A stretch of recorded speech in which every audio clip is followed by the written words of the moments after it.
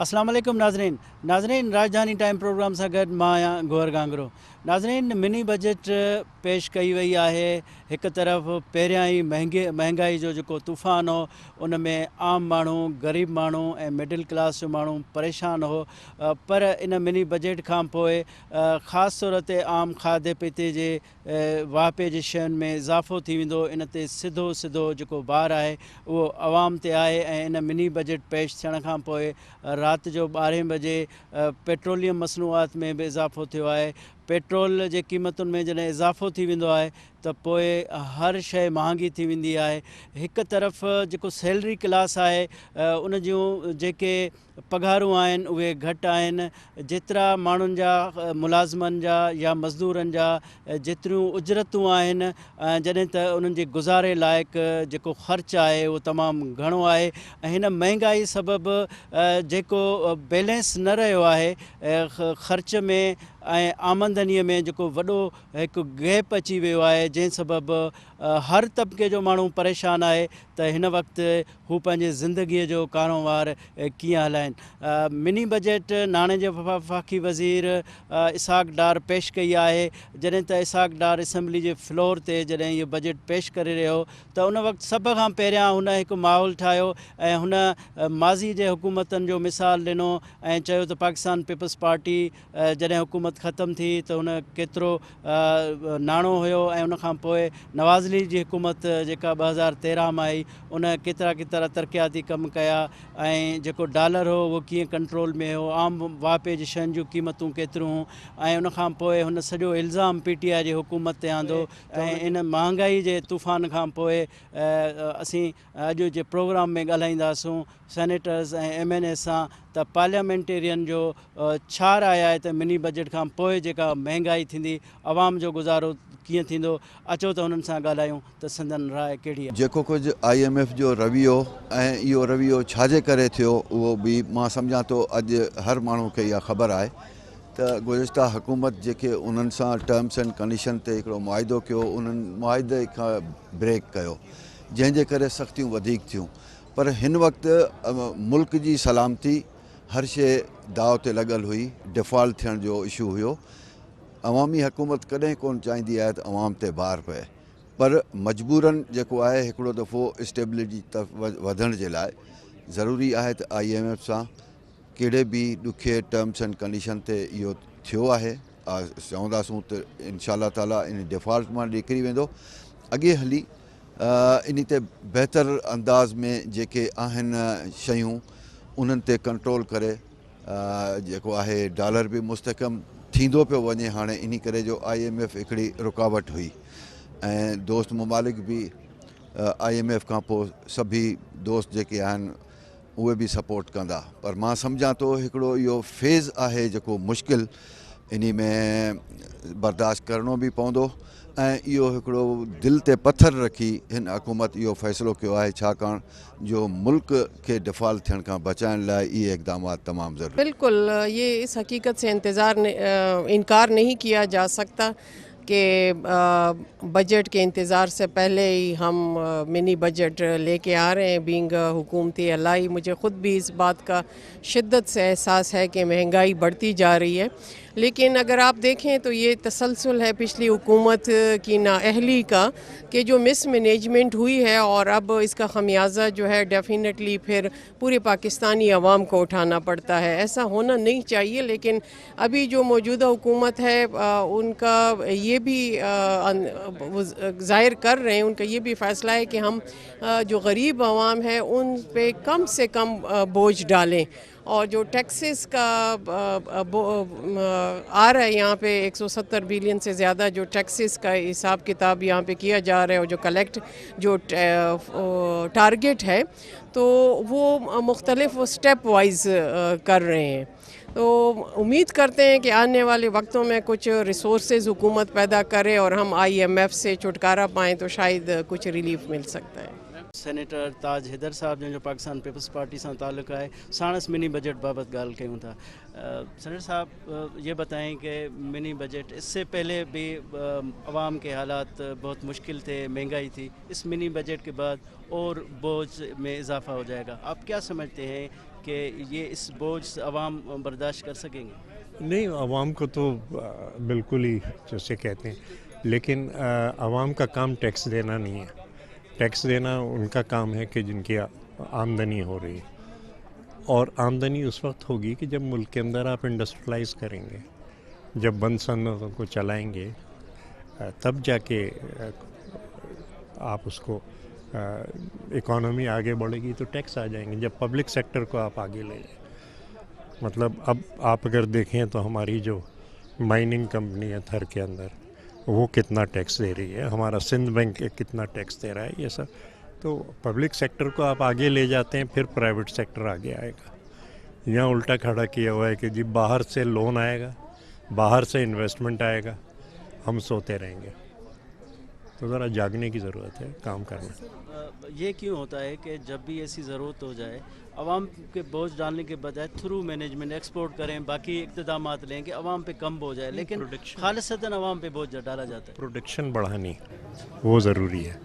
آپ production اور consumption کے درمیان گیپ ہے، اس کو کم کریں، جو کہ پروڈکشن بڑھانے سے ہوگا. لیکن ملک جا چکا ہے بینکروں اور امپورٹروں کے ہاتھ میں. اگر آپ پروڈکشن بڑھاتے ہیں تو ان کی امپورٹ کم ہوتی ہے اور وہ امیر سے امیر تر ہو جائیں. بینکوں کے پروفٹ کا کوئی ٹھکانہ ہی نہیں ہے. تو اب اس طریقے سے تو ملک نہیں چلتا. آپ کو پروڈکشن بڑھانی ہوگی، جو 1950 میں لیاقت علی خان نے کیا تھا، پی آئی ڈی سی بنائی تھی، جو 1972 میں شہید ذوالفقار علی بھٹو نے کیا تھا. یہ دو شہید سندھ کے پرائم منسٹر، انہوں نے اتنا کھڑا کر دیا ملک کو اپنے پیروں پہ. تو میں کوئی یہ بات نہیں کر رہا کہ امریکہ میں یہ ہوتا ہے، یورپ میں. پاکستان میں جو ہوا ہے، جو کامیاب تجربہ ہوا ہے، وہ رکھیں. میں ویٹنام کی بھی بات نہیں کر رہا. ان کے ریزرو $350 بلین ہیں، ہم 3 پہ لگے ہوئے ہیں، وہ بھی ادھار کے. وہ $70 بلین کے صرف موبائل فون ایکسپورٹ کرتے ہیں، جو وہ ملک کے جو جنگ سے تباہ ہو گیا تھا.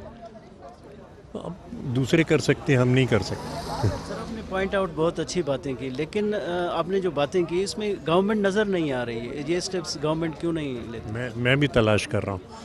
لیکن یہ جو ہے نا اپنے دائیں بازو والے، ان کا فلسفہ یہی ہے کہ جب امیر اور امیر ہو جائے گا تب وہ کچھ اپنے دسترخوان سے پھینکے گا تو ہم بیچارے نادار مسکین ماروڑا ہم کو بھی کچھ کھانے کو مل جائے. کی जेका मिनी बजट आहे या इन जो सिधी तरह या अन सिधी तरह क़रीब तमाम ते इहो असरु पवंदो. मिनी बजटूं पोइनि हुकूमतूं पेश कयूं, बार बार थींदियूं रहियूं आहिनि, पर जेके अॼु जेके मुल्क जा हालात आहिनि, इहा हिकिड़ी मुल्क खे बचाइण जे लाइ आख़िरी हिकिड़ी किरणूं आहिनि जंहिं लाइ जेको कोशिशि कई पई वञे त जीअं असां डिफॉल्ट खां बचूं ऐं हर ॻाल्हि खां बची सघूं, IMF सां असांजो क़दम अॻिते खजी सघे. हीअ हिकिड़ी मजबूरन अॼोकी बजट पेश कई पई वञे मुल्क जे ख़ातिर, हिन क़ौम जे ख़ातिर ऐं हिन असांखे पंहिंजे आज़ादीअ ख़ातिर. इहो सॼो जेको गंद पोईं गवर्नमेंट जो इमरान ख़ान साहिबु जेको पैदा करे वियो, उन मां ई पैदा थियल आहे, जंहिंखे हाणे रुॻो हिनखे धोइणो पियो पए, साफ़ु करिणो पियो. असांखे उमेदु आहे ऐं कवी उमेदु आहे त हिन अॼोकी बजट खां पोइ का अहिड़ी ॿी बजट कान ईंदी, या अॻी जेका बजट जेका ईंदी जून वारी, उन में काफ़ी रिलीफ मिलंदो. हीअ को फ़िलहालु त जीअं टेम्पररी वक़्त खे पास करण जे लाइ कई पई. छा था सम्झो त जेका हुकूमत आहे पाकिस्तान पीपल्स पार्टी, ऐं पीपल्स पार्टी हमेशह ग़रीब आवाम जी ॻाल्हि कई आहे, हिन सॼी सूरत हाल में जेकॾहिं मिनी बजट मजबूरी आहे त पोइ अहिड़ियूं कोई स्कीमूं रोज़गार जे हवाले सां, कंहिं वसीला पैदा करण जे हवाले सां पीपल्स पार्टी हुकूमत जो प्लान आहे त जीअं आवाम खे को आसिरो थिए? बिल्कुलु, छो न. हमेशह ताईं पोइ जेको बि रिकॉर्ड ॾिसो, भुट्टे साहिब जे दौर खां वठी ऐं मोहतरमा जो दौर ऐं जेके बि पोइ आसिफ साहिब जो दौर, जेको वक़्तु आया आहिनि, उन में पीपल्स पार्टीअ ई ग़रीबनि खे रोज़गार ॾिनो आहे ऐं कोशिशि कई आहे त हेठि सतह ताईं रोज़गार वञे. हींअर बि जेको आहे असांजो इहो ई आहे त असांजो जेको रोज़गार जेको आहे असां वधि में वधि ॼाणण जी कोशिशि कयूं. बाक़ी वक़्त जूं हालतूं अहिड़ियूं आहिनि जो हिन वक़्तु हर का शइ स्टिक लॻी पई आहे, हर का विकन बीही वई आहे, पर रोज़गार इंशाअल्लाह दरवाज़ा हींअर खुलंदा. मिनी बजट अचे पई, ही हुकूमत आई, इहो आसिरो हो त को रिलीफ मिलंदो आवाम खे, पर मिनी बजट ज़ाहिर आहे आवाम ते भार पवंदो. पाकिस्तान पीपल्स पार्टी हमेशह आवाम जी सियासत कई आहे, त आवाम जे ॾुख खे कीअं पूरा थी सघंदो? बिस्मिल्लाह रहमान रहीम. पाकिस्तान ते जॾहिं बि ॾुखियो वक़्तु आयो आहे त पाकिस्तान पीपल्स पार्टी उहा वाहिद जमायत आहे इन मुल्क जी जेका सिनू ताणे अची आवाम सां गॾु बीठी आहे। पोइ चाहे उहो रोज़गार जो मामिलो हुजे जंहिंमें केसिस दाख़िल थी था वञनि पीपल्स पार्टी जी क़यादतुनि ते ऐं मिनिस्टर्स ते। हिन वक़्तु जेको सूरत हाल आहे उहा तमामु तकलीफ़ दे ऐं तमामु बर्दाश्त खां ॿाहिरि आहे।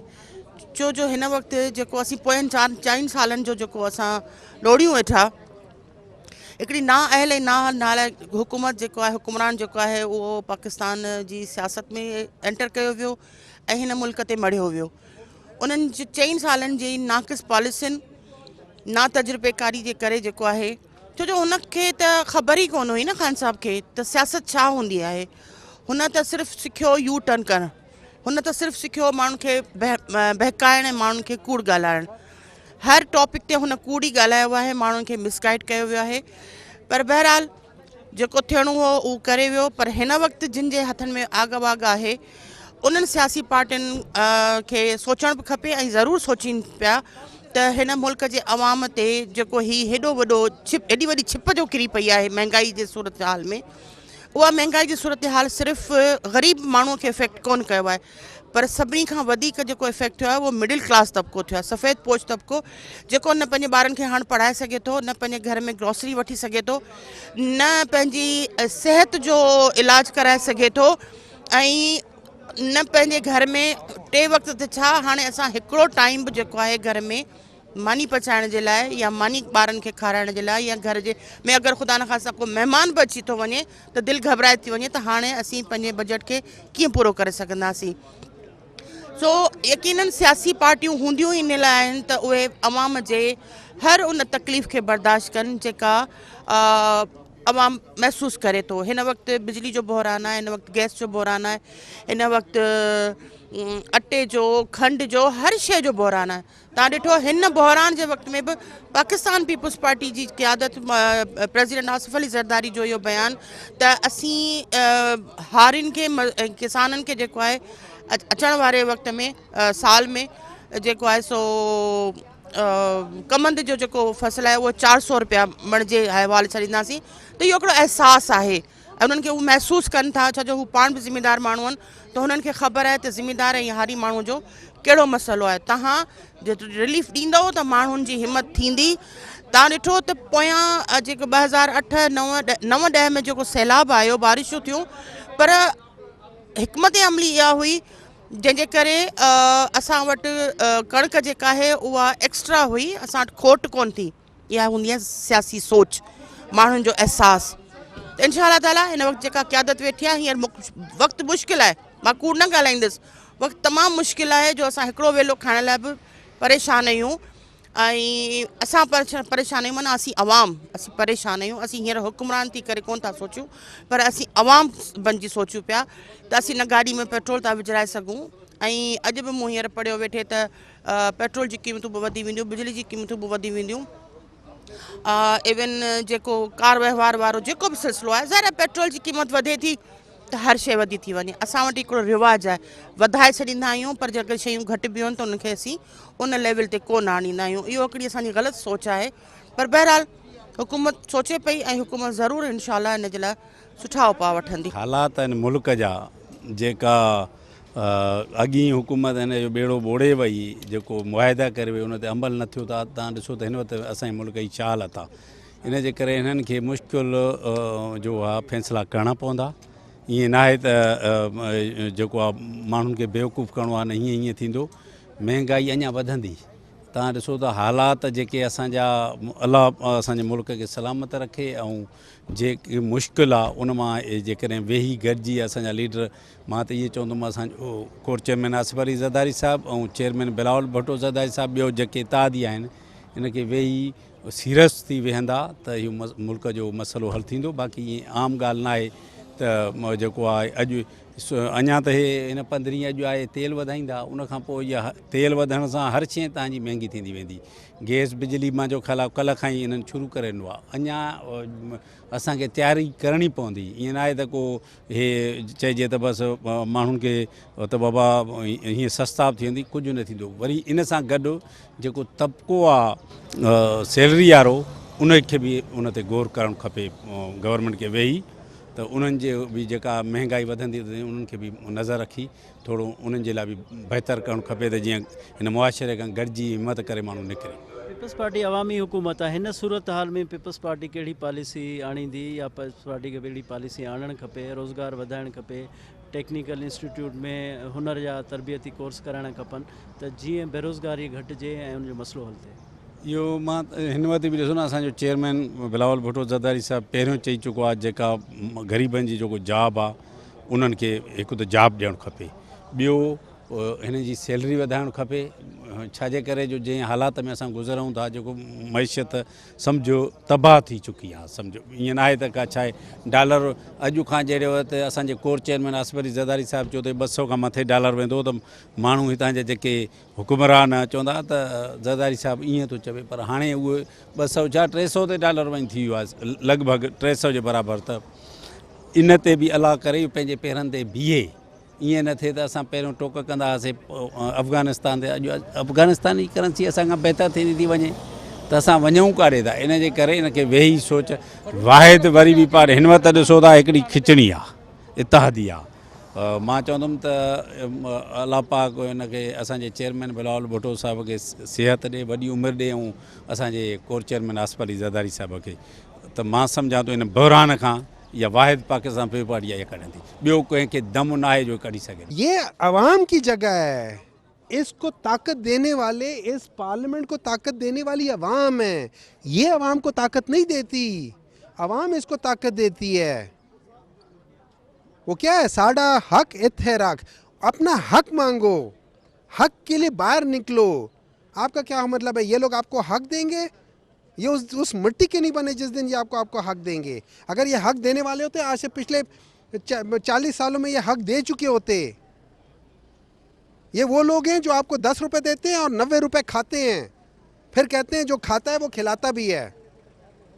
और आप लोगों को ऐसे ही लोग चाहिए जो आपको क्या कीमे वाले नान खिला दें और उसके बाद आपका वोट लेके आपको कहे बच्चे जाओ इतने का। जब आप अपना वोट बेच देते हो एक कीमे वाले नान पे, एक 500 रुपए के नोट पे, एक 1500 रुपए के नोट पे, तो फिर आप क्या पूछ रहे हो? आपने तो बेच दिया है। अब वो अगले बार की मर्जी, वो व्यापार है, जितने मर्जी पे बेचे आगे। सर, जिम्मेदारी एक भूखे आवाम की नान और कीमे की रोटी है या गवर्नमेंट जिसकी जिम्मेदारी है बैठी? जिम्मेदारी मैं बताता हूँ ना, आज से पहले आपने कभी ऐसे लीडर को देखा है कि जब उससे एक मुल्क का बादशाह कहे बताओ तुम्हें क्या चाहिए, तो बजाय वो ये कहने के कि मुझे सऊदी अरब में स्टील मिल लगाने की इजाज़त दे दो, वो कहे कि तुम्हारे जेलों में मेरे गरीब अवाम फंसे हुए उनको छोड़ दो। कभी सुना है किसी से? नहीं सुना ना। आपने कभी जब लोगों को भूख मार रही होती है तो आप उनके लिए लंगर खाने खोल रहे हो, कभी किसी ने खोले हैं? नहीं खोले ना। अच्छा, फिर उसके बाद जो लोग यहाँ पे अपने मजदूर करके आते हैं और उनके पास जगह नहीं होती सोने की रात के लिए, उनके लिए वो लोग एक आरामदेह जगह बनाते, ठीक है? कभी देखा है किसी को? नहीं देखा ना। आप खुदा न खास्ता घर में कोई मेजर बीमारी हो जाए, आप 5-10 लाख का बिल दे सकते हैं? नहीं दे सकते ना। आपको सेहत कार्ड किसने दिया है? किसके लिए दिया है? गरीब के लिए दिया है ना। कभी किसी ने दिया है? नहीं दिया ना। तो फिर गरीब को करने वाला बंदा जो है ना वो कोई और है। ये गरीब के नाम पे आने वाले और गरीब को लूटने वाले लोग हैं। हमेशा थे, हमेशा रहेंगे। ये इनकी परवरिश में ऐसा है। ये खैर अवामी हुकूमत कोन चए पई, अवामी हुकूमत सिर्फ़ु पीपल्स पार्टी जी हूंदी आहे। उन हुकूमत खां सवाइ कंहिंखे बि अवामी कोन चवंदा आहिनि माण्हू। पर इहा ॻाल्हि त सही आहे, सियासी गवर्नमेंट आहे, जमहूरी हुकूमत आहे ऐं हिन मां अवाम खे तौक़ा अथनि। पर जंहिं हालात में हुकूमत मिली आहे, जंहिं हुकूमत में हालात वरिती अथनि, उन में हीउ सभु बोझ नागुज़ीर आहे। न त मुल्क वाक़ई जीअं हुन चयो पियो असांजे ख़ान साहब श्रीलंका थींदो ऐं हीउ थींदो ऐं डिफॉल्ट कंदो, उन खां बचण लाइ इलाही फ़ैसिला ग़लत कया। कौम ऑलरेडी पहले महंगाई के चक्के में फंसे हुए हैं और मेरे ख्याल में जो अभी आज जो 170 बिलियन का जो एक्स्ट्रा बजट आ रहा है तो डेफिनेटली लोगों का जीना दुश्वार हो गया है। लेकिन हमें मिलकर बहैसियत कौम कि हमें आगे क्या करना चाहिए, और हमें तमाम वो पॉलिसीज़ या जो हमें रिफॉर्म्स चाहिए टैक्सेस में जहाँ पे करना चाहिए, पूरी पॉलिटिकल पार्टीज़ को मिल बैठकर एक सोल्यूशन निकालना है। इस तरह नहीं है कि हम आए रोज़ लोगों पर महंगाई के बम फेंके और वो टेम्परेरी हो, शॉर्ट टर्म्स हो। हमें लॉन्ग टर्म की पॉलिसी भी जाना चाहिए, तभी हम जाके जो मुस्तकिल के लिए जो फ्यूचर में हमें ऐसी चीज़ों को अवॉइड कर देना चाहिए। ये बम नहीं है, ऑलरेडी हम मौत के उस पे पड़े हुए हैं, सिर्फ हमें हमारे ऊपर चुरा फेरने की वो है, बाकी हम मरे हुए हैं, कौम मरी हुई है। और इन लोगों की जो है ना जो जो जो जो इनकी जो कारस्तानियाँ हैं, इनकी जो और हम तोबियाँ हैं, ये सारे आपको पता है कि सारे चोर और डाकू जो है ना अपने केसों से अपने आप को फ्री कराया और अब आवाम के लिए ये फ्री हो चुके हैं। तो तबाही आ गई है, ऑलरेडी हम चीख रहे थे कि तबाही आ रही है, तबाही आ रही है, तबाही, लेकिन कौन हमारी सुनता नहीं है, ख़ासकर जो बड़े बड़े इदारे हैं। तो अब इसका ये है कि हमारे पास वो अल्फाज नहीं हैं। और ये तो एक और मिनी बजट है, 3-4 और भी आएंगे इंशाल्लाह जून तक। तो मिनी बजट आने के बाद क्या समझते हैं कि खान साहब का जो बयानिया था कि ये कुछ नहीं कर सकेंगे, ये बातें कर रहे हैं, तो खान साहब के बयानिए को कितनी तकवीत मिली है मौजूदा गवर्नमेंट के फैसलों की वजह से? सर बात यह है कि खान साहब ने जो बातें की हैं वो बिल्कुल पत्थर की लकीर की तरह बातें की हैं और बिल्कुल ठीक ठाक बातें की हैं। इनको गिराने के लिए सबसे पहले ये गए थे, उसने कहा इनसे नहीं चल सकता। हमारे उनके ज़माने में आप इनके जो इकनॉमिक इंडिकेटर थे पीटीआई के ज़माने में, वो कितने ऊंचे जा रहे थे। यानी जीडीपी इनके अपने रिपोर्ट में जो इनका जीडीपी जो जून में शाया किया था, तो वो खान साहब का 6% जीडीपी रेट था।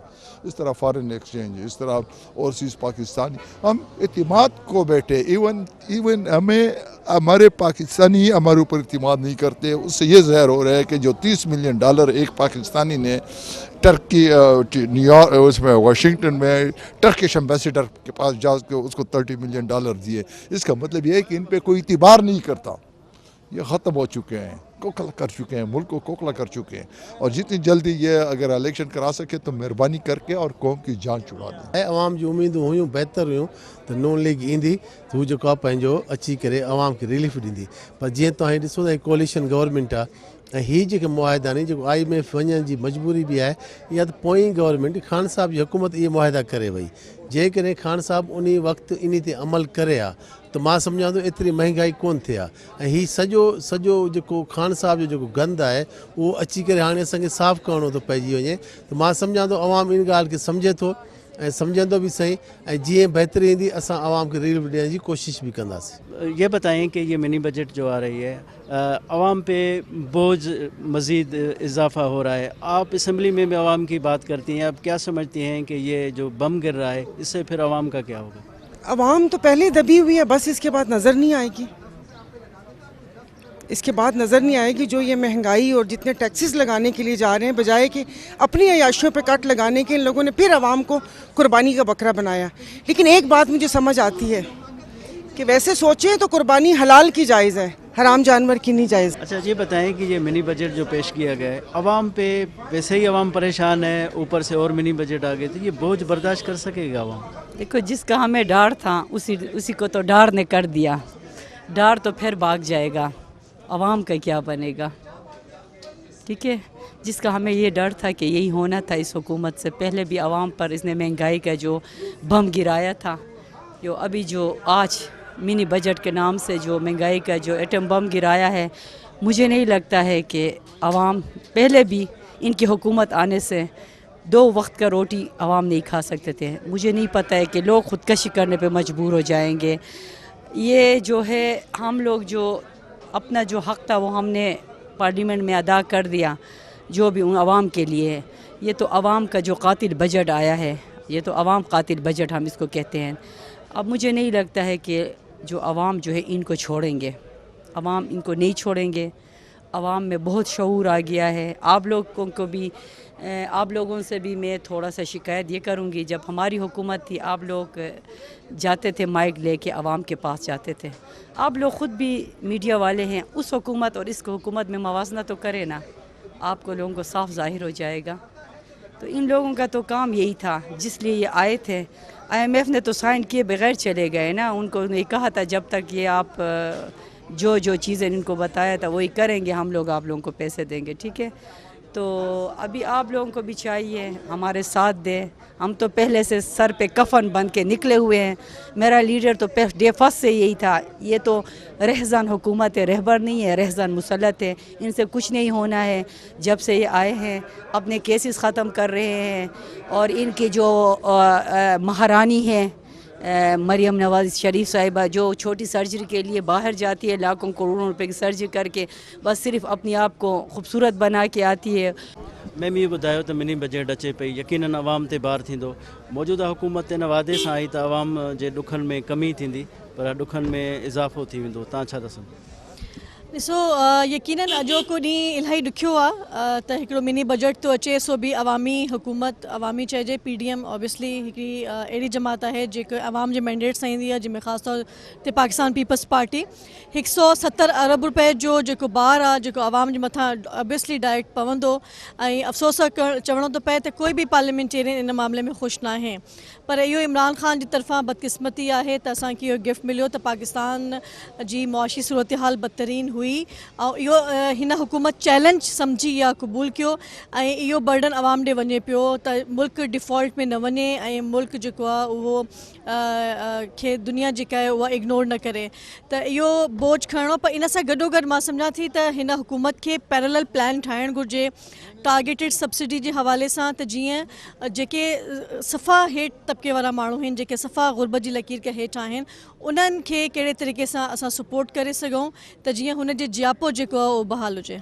पीपल्स पार्टी हमेशह ग़रीब आवाम जी ॻाल्हि कई आहे, त छा था सम्झो त IMF जे करे मिनी बजट मजबूरी हुई, पर ॿिया अहिड़ा स्टेप्स वरिता वेंदा, रोज़गार ॾियणो वेंदो, ॿिया वसीला पैदा कया वेंदा, त जीअं आवाम जो को न को रिलीफ जो बहानो निकिरी पए? डेफिनेटली मां इहा ॻाल्हि तव्हांखे कई त टारगेटेड सब्सिडी असांखे हिन सेंस में ॾियणु घुरिजे त टेक्निकल एजुकेशन खे प्रमोट कयूं, त यूथ जेका आहे उहा असां इंगेज थिए रोज़गार में, चाहे प्राइवेट सेक्टर में हुजे चाहे गवर्नमेंट सेक्टर में हुजे।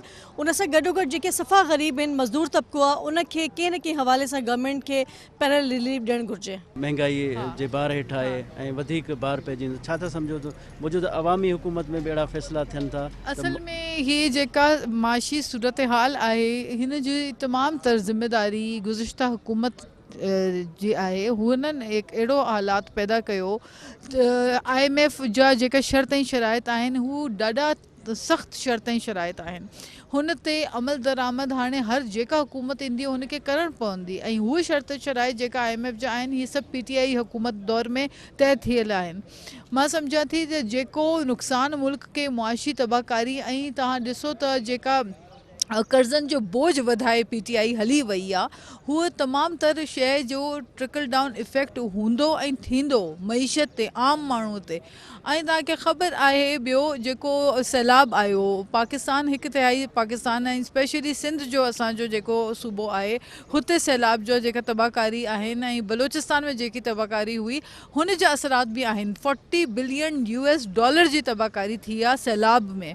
हिन तमामु शइ खे मद्देनज़र रखी असां जॾहिं एनालाइज़ कंदा आहियूं त असांखे अंदाज़ो आहे त मुल्क में मुश्किल सूरत हाल बिल्कुलु आहे, ऐं हिन मुश्किल सूरत हाल सां ॿाहिरि निकिरण जे लाइ असांखे को न को सख़्तु फ़ैसिला करणु पवंदा, ऐं हूअ वक़्त जी ज़रूरत आहे। असांखे ख़ुशी न हूंदी माण्हुनि ते मुश्किल या बार वधाइण जे लाइ, पर असांजी कोशिशि हूंदी त माण्हुनि जे लाइ को आसानी कयूं, हुन जे लाइ को बहितरी कयूं। पर हीअ मुश्किल वक़्तु आहे ऐं ग्लोबल रिसेशन बि आहे, हालात टफ आहिनि, इंटरनेशनल मार्केट में ऑयल जी क़ीमत वधी वई आहे, हर शइ जो ट्रिकल डाउन इफेक्ट हूंदो आहे।